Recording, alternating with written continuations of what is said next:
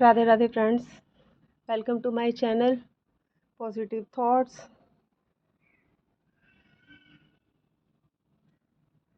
आज कोई भी संतुष्ट नहीं है अपने जीवन में। किसी के पास कितना भी पैसा हो, कितनी भी सुंदर काया हो, भगवान ने तो पूरी व्यवस्था की हुई है, पर लालच की कोई सीमा नहीं है।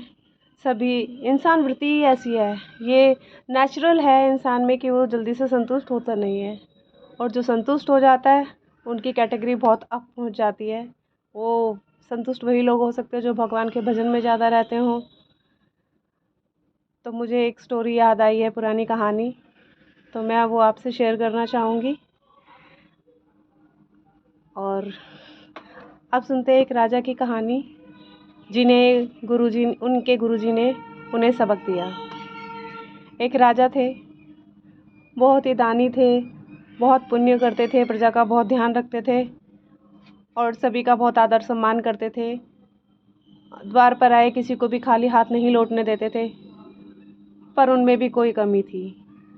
एक कमी ऐसी कमी थी उनमें कि जिसकी वजह से राजा को सीखने की बहुत ज़रूरत थी। उनकी वो कमी ये थी कि वो कभी भी संतुष्ट नहीं होते थे। किसी भी चीज़ से वो संतुष्ट जल्दी से नहीं हो पाते थे। उनके यहाँ एक गुरुजी आते थे, जिनसे उन्होंने नाम दीक्षा ले रखी थी। आज हम लोग बहुत ही कम हैं लोग हैं जो कि गुरु से दीक्षा लेते हैं, पर उस समय में सभी ने गुरु बनाए होते थे। तो उनके यहाँ पे साल में एक बार ज़रूर उनके गुरुजी आते थे और महल में आकर राजा को दर्शन देते थे। अब जब भी गुरु महाराज आते तो क्योंकि राजा संतुष्ट नहीं थे, कुछ ना कुछ उनको लगा ही रहता था। तो जब पहली बार आए गुरुजी आते ही रहते थे, कुछ ना कुछ वो अपने गुरु महाराज जी से मांगते ही रहते थे। कभी वो अपने गुरुजी से कहते कि सेना थोड़ी कम है, सेना तो सैनिक बल जो है हमारा बढ़ जाए, सैन्य बल जो बढ़ जाए, ऐसी कोई व्यवस्था हो जाए। तो गुरुजी कहते कोई नहीं, सब ठीक हो जाएगा और सैन्य बल अच्छे से बढ़ जाएगा और तुम्हारा राज्य जो है बहुत ताकतवर हो जाएगा। जब अगली बार गुरु महाराज जी आए तो राजा फिर संतुष्ट नहीं थे और कहने लगे मेरे यहाँ पुत्री ही है, पुत्र नहीं है। तो गुरु महाराज मेरी इच्छा है कि एक सुंदर सा पुत्र भी मुझे हो जाए। गुरुजी ने फिर कहा कि कोई बात नहीं बच्चा, सब हो जाएगा। महाराज आप चिंता ना करें, व्यर्थ की चिंता ना करें, आपके यहाँ एक सुंदर पुत्र भी हो जाएगा। फिर आए गुरु महाराज जी अगले साल।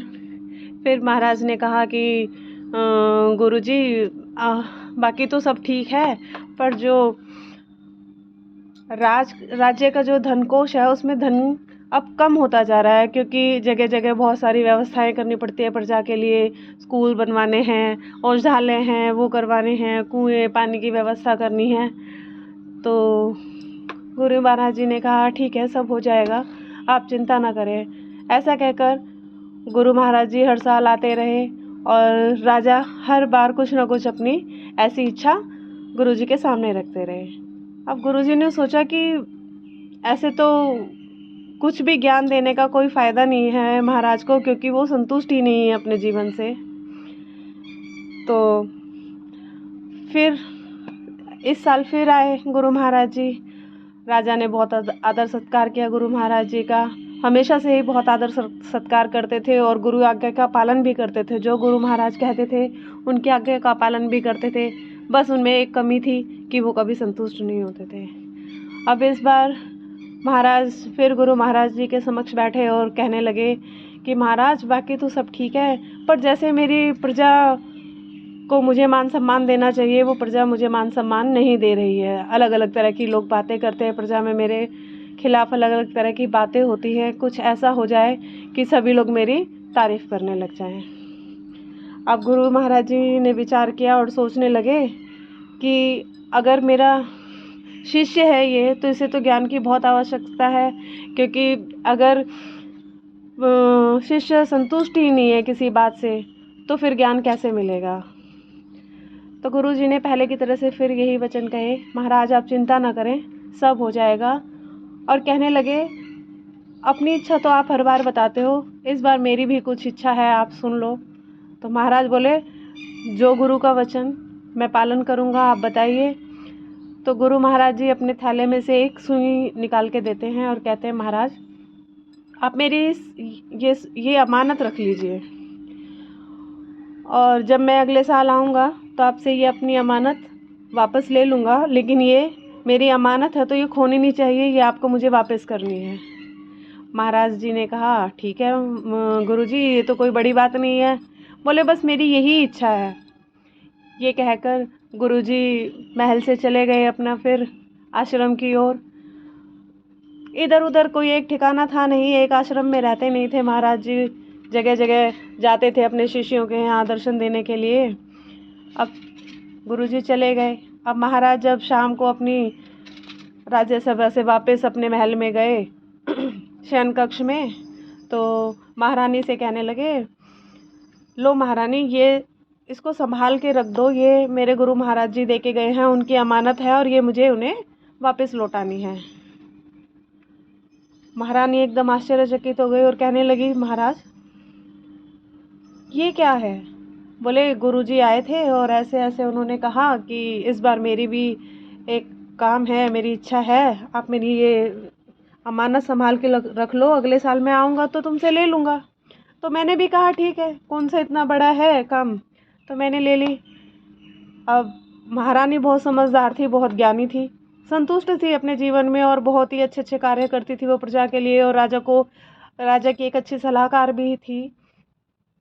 तो बोली, महाराज ये तो आपने क्या किया? बोले, क्या हुआ?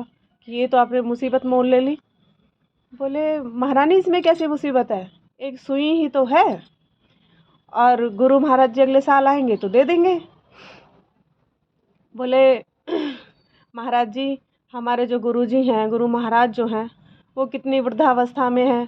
आप देखिए, कई सौ वर्ष की उनकी उम्र हो चुकी है, आयु हो चुकी है।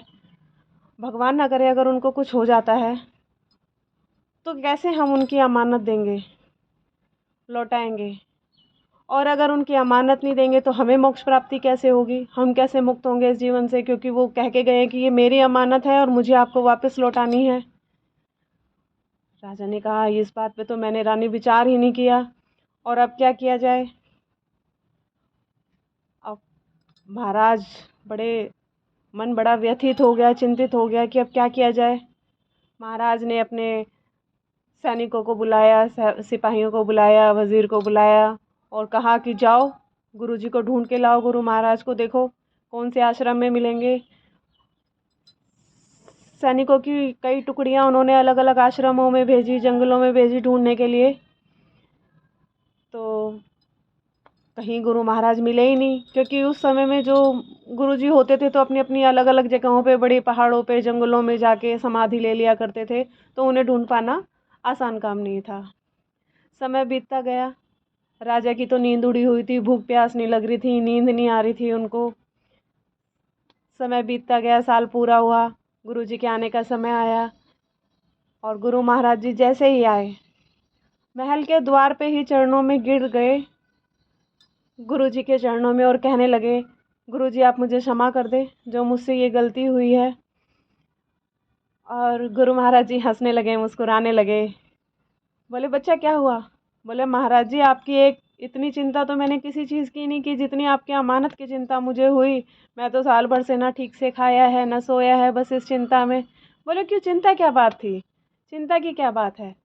अगर मेरी आयु पूर्ण भी हो जाती तो तुम मुझे ऊपर दे देते आके उसको, जब मेरी सुई साथ ले आते मेरी अमानत को। बोले, गुरुजी आप कैसे वचन कहते हैं कि मैं जब भी मेरी आयु पूर्ण होती और मैं ऊपर सुई लेके आ जाता, पर यहाँ तो सुई क्या, एक तिल का दाना भी ऊपर तक नहीं लेके जा सकता इंसान में। ये जो शरीर है यही पंच तत्व में मिल जाने वाला है, जब शरीर ही नहीं जाएगा तो आपकी अमानत में कैसे लेके आता?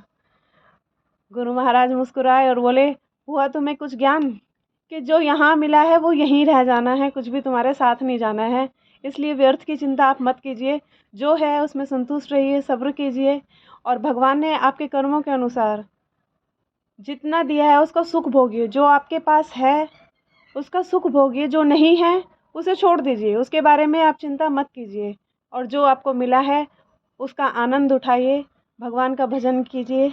अगर आपको मेरी ये स्टोरी पसंद आई हो तो प्लीज़ लाइक करें, शेयर करें, सब्सक्राइब करें। राधे राधे फ्रेंड्स।